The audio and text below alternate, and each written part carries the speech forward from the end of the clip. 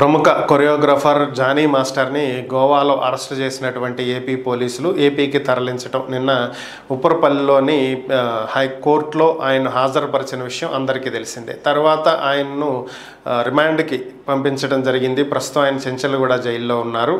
ఈయన్ను పోలీసులు judicial custody నుంచి రిమాండ్కి తీసుకోవటానికి కోర్టులో పిటిషన్ దాఖలు చేయబోతున్నారనేది మనకున్నటువంటి సమాచారం. అయితే నిన్న కోర్టులో ఆయన్ను హాజరుపరిచినటువంటి సమయంలో రిమాండ్ రిపోర్ట్లో పోలీసులు పొందుపరిచినటువంటి అంశాలు ఒకసారి పరిశీలించినట్లయితే పోలీసులు రిమాండ్ రిపోర్ట్లో రాసినటువంటి అంశాలలో ముఖ్యమైనటువంటిది జానీ మాస్టర్ తన నేరాన్ని అంగీకరించారు.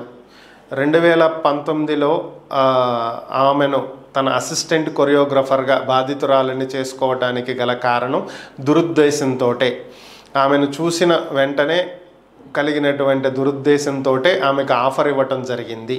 సో ఆమెను తర్వాత ముంబైలో ఒక హోటల్లో ఆమె మీద అత్యాచారానికి పాల్పడిన మాట వాస్తవం. ఆ సమయంలో ఆమె వయసు 16 సంవత్సరాలు.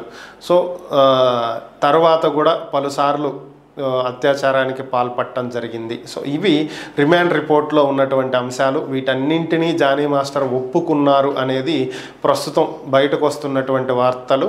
మరి ఇది ఎంతవరకు నిజం, ఆయన నిజంగా ఒప్పుకున్నారా లేదా అనేది చూడాలి. జానీ మాస్టర్ లాయర్ అయితే బెయిల్ కోసం ట్రై చేస్తున్నారు.